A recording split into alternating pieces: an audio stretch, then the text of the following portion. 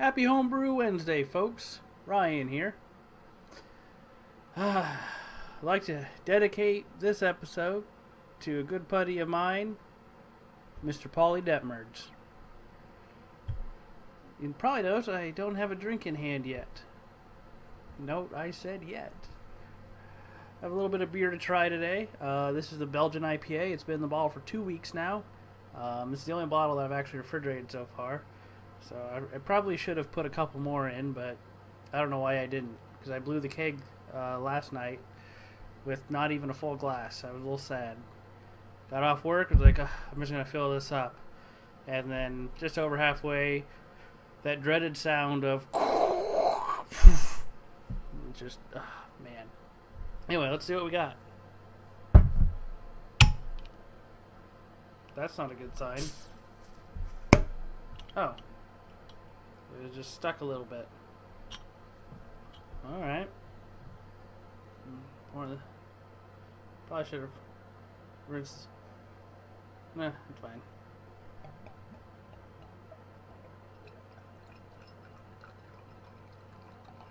I hope this is good. I tell you what, I was worried about this one before I let it carbonate.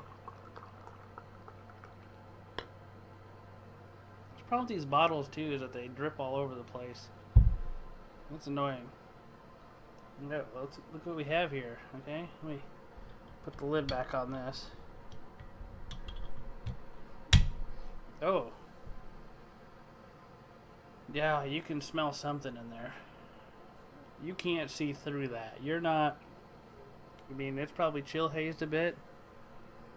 These flashlights are not the greatest for doing this, but I always do it anyway, don't I? Yeah, not a clear beer. That's okay. I believe. Did I put this in secondary? Yes, I did because I had the dry hopping. So, I'm getting that. I'm going to pull up the recipe here so we can take a quick peek at what is going on in this beer. I believe it was one of the Chinooks that was dry hopped.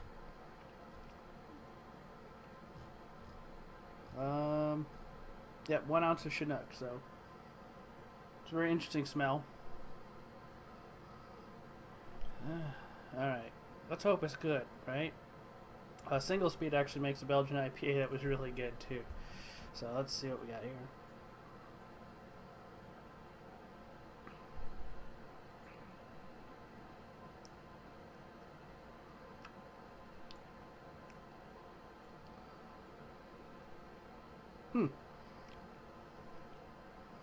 That's not bad. You know, a lot of people don't like Belgians. Their beers, not. Well, I guess some people don't like the people either, but I'm not going there. I'm just kidding. But I think I can kind of understand why. And maybe this is just a bad example.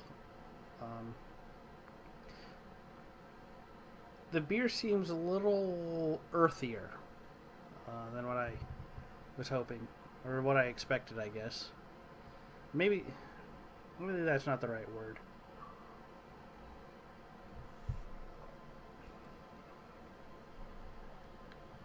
It does kind of have kind of I don't want to say like not infected sour. Sour is always a scary word to use because people assume you mean it's infected. There's an odd finish to it. And I say odd as in because I've never tasted something like this in a beer before. It's definitely complex. Maybe that is why people tend to not like these type of beers, is that they're very, very complex in the flavors. And, this could be coming from the hops, too. I know what Simcoe is like.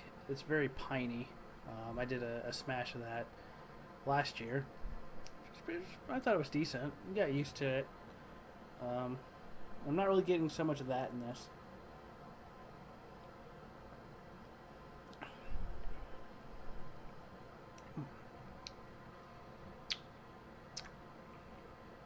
Definitely not a beer you'd sit and chug or drink a whole bunch of it in a short amount of time. But it is good.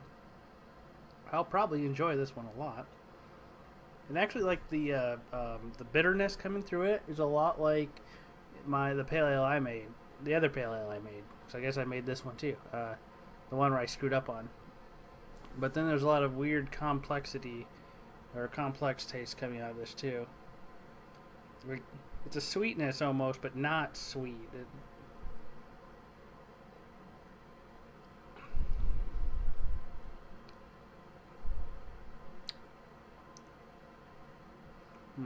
I'm not getting the Simcoe out of this. I think, was that the first edition? No, it wasn't. The Simcoe was in the middle with the candy sugar. It's the first time I've had candy sugar. It's not the syrup, but it was like, it looked like a brown sugar almost. Or light sugar, I guess. I don't know. It looked like brown sugar.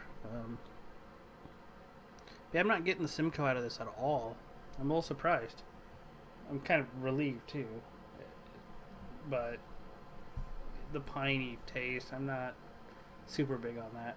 And that may be adding to the complexity of this beer.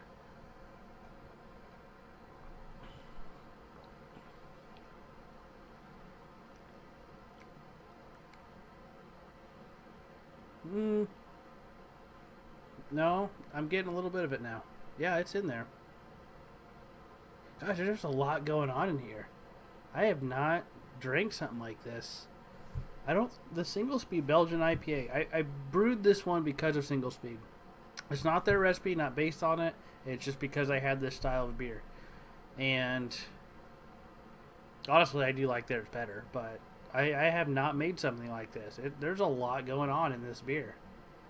It's good. I like it, but there's a lot going on. I'm gonna enjoy this one, especially in this glass, right? That looks like a sexy beer, doesn't it? Yeah. But wow, that's really good. I like it. Now, I actually get Single Speed recipe in a 5-gallon extract or a partial mash. I would definitely do that. But yeah, it's nice and carbonated. I know, because I'm kind of holding back a burp right now. Just nope, couldn't do it. Sorry, guys. Ooh, hop burp. Yeah.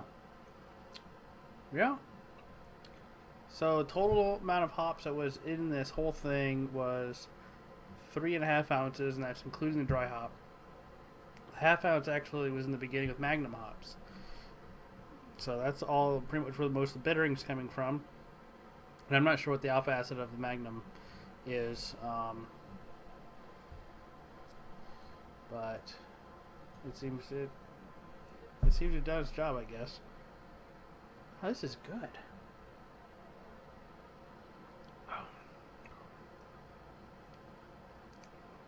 I believe it's used the Bell Saison yeast. I think I talked about this recipe a bit a few weeks ago. Probably right before I did it. This is the Brewer's Best Belgian IPA. So, cheers. Okay, I guess I'm not done, but guess what I got? I got some things from the brew shop again. Won't be able to brew any more this month after this, so I don't know when I'm going to do this one.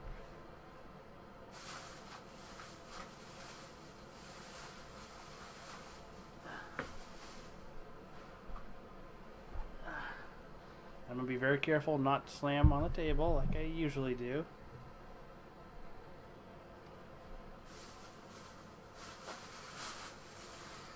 So this is the stout recipe that I've been working on, and I will post a link below, or maybe I might just put the recipe down below too, because the Beersmith cloud can be a little complicated looking.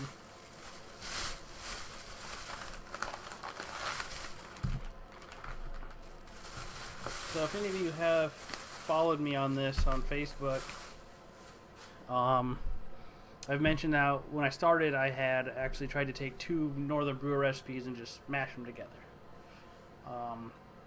Right now, the only 2 things that are really the same, 2.5-ish maybe, and then really they're not even the same in that respect, are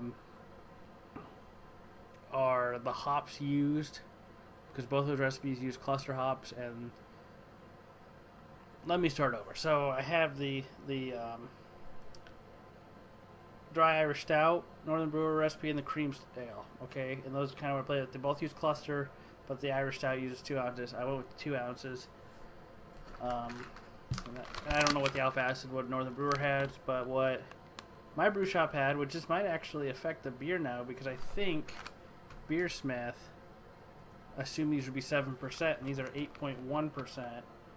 So I will actually change that in Beersmith and increase my bitterness. So I've got to remember to do that. Because I did want it a little higher, but I didn't. Oh yeah, it says 7%. So I'm going to fix that right now. So if we go to 8, right now it says the hops should be 32 IBUs.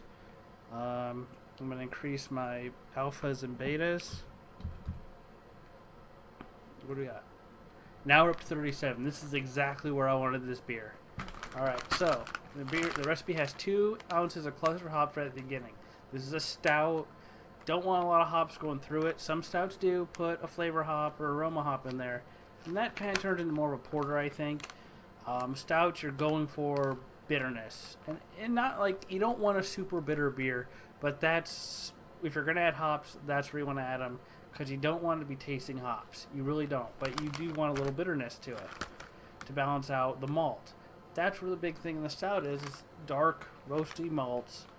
And you're going to notice that one of the ingredients on here, or my grains, there is no roasted barley in my grains. However, there is roasted barley. Roasted barley will have been used to make this. So, I have my grains. Freshly crushed grains. 12 ounces of honey malt, 4 ounces of chocolate malt, and 4 ounces of biscuit malt. The honey malt and the biscuit malt were taken from the cream ale. The chocolate malt I added because I wanted to darken the beer. I wanted to get a bit darker. I could have just, gone with a complete crossover of the 2 beers, and I actually didn't want to do that. I wanted this to be pretty custom. Because really, right now where it's at, it's like, well, anyone can use these amounts, and you can't say it's for me to this, and that's kind of true. I have some CBW Golden Light pure malt extract. Light liquid malt extract. But I guess it is pure malt extract as well. Fancy advertising BS probably. I don't know. And then here's the special one. Because I was going to put roasted barley in here, but I didn't want to have too many specialty grains, which some people might say I'm crazy, but originally I thought I was going to put this in a muslin bag, and I didn't want things to not get wet or something. I wanted to make sure I was able to use everything I can of the grains. Well, now I've changed my mind, but I didn't change the recipe. I'm going to actually use my mashing bag. Not actually mash, but the grains are going to go in there and they suck those colors and flavors right out. I actually do it for a very special liquid malt extract. I have not found another company that makes an extract like this. Not Northern Brewer, not, with their Maillard malts, not Muttons. CBW or Bryce, or I think it's Bryce, is the only ones that make this. It's a special dark. You're like, okay, well, I've seen dark LMEs from other places. Well, a lot of the places mimic, and I'm not, I don't know who came up with the first LME or whatever, so I'm not giving credit to anyone. This specifically use what Bryce's traditional dark is. They have 3 different darker extracts: traditional, special, and then there's a porter stout one, which I'm not going to go talk about why I didn't use that one because I don't really know. But most of the other places that have dark are using the same kind of recipe or similar to traditional dark of Bryce. And what that is a base malt, I believe some carapils, and black malt. And the base malt probably being 2-row. Special dark actually uses barley and roasted barley. And then some base malt. And it's probably, I believe, and someone can fact check me on this, that this is the darkest other LMEs. Oh, look at this. This is actually giving me more information than their website did. So what we have here is Caramel 60, wheat malt, which I didn't know about that, base malt, which is probably 2-row, chocolate malt, and roasted barley. So I've doubled up on my chocolate malt apparently. But it says 90 Levabond. So I mean, it's going to be darker stuff, but mixed with that golden light. We're still going to be on the darker side, but we're still within kind of the dry Irish stout range of color, but closer to the darker side. Let me see what my color is. My color will come out to 36 SRM. So that will be interesting to see what happens here. And I banged the table. Sorry. But I didn't realize these extra ingredients. The only ones I knew about was the roasted barley and the base malt. And I assume that's what gave it all the color. So I'm not sure how I feel about that now, but that's all right. I'll obviously still use it, so it may come out to be a great beer. Probably the wheat ingredient gets me a little bit. Actually, I'm a little upset about the wheat. I hope this doesn't come out to be very wheaty at all. If you're wondering, the golden light grains in it are base malt carapils. It's just base malt carapils. And water, of course. That's liquid. Yeah, so we'll mix those two together. We'll start off with some nice dark wort from hopefully the grains give us pretty dark from that chocolate malt. And hopefully I got a really good stout coming out of this. I'm going to get a head start on the stouts. And I hope I'm hoping this is the recipe that I come up with that I love and I make over and over again, because I have not had a recipe like that where I'm going to make over and over. The Maris Otter, smashes are good. Maris Otter Fuggle Smash I did, I think I screwed up on the fermentability of that one, but it came out tasting okay. I still have some, and I may drink some of that tonight, and I probably will. I still have 2 these guys left. But smashes, I don't make a smash expecting it to be a great beer. To me, a smash is a way to analyze how your malts and the certain hops taste. And a lot of time, I think some people use it to figure out what hops taste like or what they do to a beer, because they would use probably a Pilsen malt extract or malt. If you're 2-row, if you're using all grain, and then just have that one hop and really figure out what the hop is. And I kind of went both ways, like, let's see what this malt does and these hops together. But I think smash is a good way to figure out how to build a better beer, another kind of beer. I've said a lot in this episode, so I'm going to end on this note. Cheers and 17, and I'll see you next week, folks. Keep your fermenters full. That's important. That's how you get good beer. If you have an empty fermenter, you'll run out of beer. Cheers. 17.